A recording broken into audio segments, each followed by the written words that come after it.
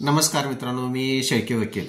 आजच्या व्हिडिओमध्ये महत्त्वाच्या गोष्टी आपण पाहत आहोत। मित्रांनो, हिंदू संस्कृती प्रमाण किंवा हिंदू कायद्याच्या दृष्टिकोनातून जर विवाह करायचा असेल तर त्यामध्ये हिंदू विवाहाच्या काही शर्ती अटी असतात। त्या अटी शर्तीनुसार जर कायदेशीर पद्धतीने रीतिरिवाजाप्रमाणे किंवा रूढीरिवाजाप्रमाणे जर लग्न किंवा विवाह झाला तरच त्याला हिंदू विवाह कायद्यानुसार मान्यता दिली जात असते।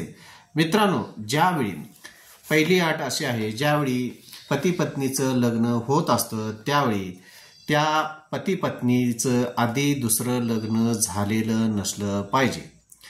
दुसरी महत्त्वाची अट जर आपण पाहिलं तर मित्रांनो, पती किंवा पत्नी मनोविकल असता कामा नये।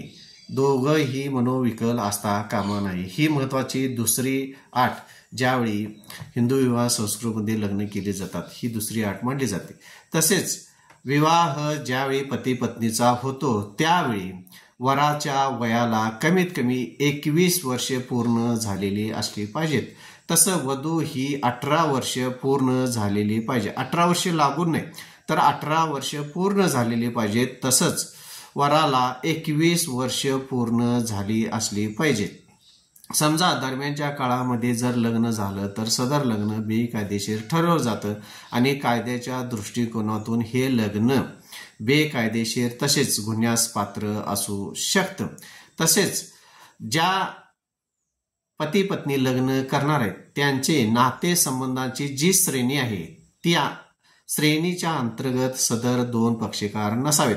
मित्रांनो, त्यांच्यापैकी एकाचं नियंत्रण करणाऱ्या रूढीने किंवा परंपरेने उभयतामधील जर विवाहास मुभा दिलेली असेल तर तो सदर विवाहास अपवाद समजावा। कारण काही जमातीमध्ये असे नाते असतात जी हिंदू संस्कृतीमध्ये बहीण भावाचं लग्न होऊ शकत नाही किंवा आई मुलांचं लग्न होऊ शकत नाही। अशा पद्धतीनं काही संस्कृतीमध्ये काही चुकीच्या पद्धतीनं जसं हिंदू संस्कृतीमध्ये ज्या गोष्टी बेकायदेशीर ठरवण्यात आल्यात तर काही जमातीमध्ये अशा विवाहांना मान्यता दिली गेलेली आहे। त्यामुळे सदरचा हा अपवाद समजण्यात यावा। तसेच जे लग्न करणारे पती पत्नी आहेत ते सपिंड नसावेत, मात्र त्यांच्यापैकी प्रत्येकाचं नियंत्रण करणाऱ्या रूढीने किंवा परंपरांनी उभयतामधील विवाहास मुभा दिलेली असावी, असा हा अपवाद समजण्यात आलेला आहे।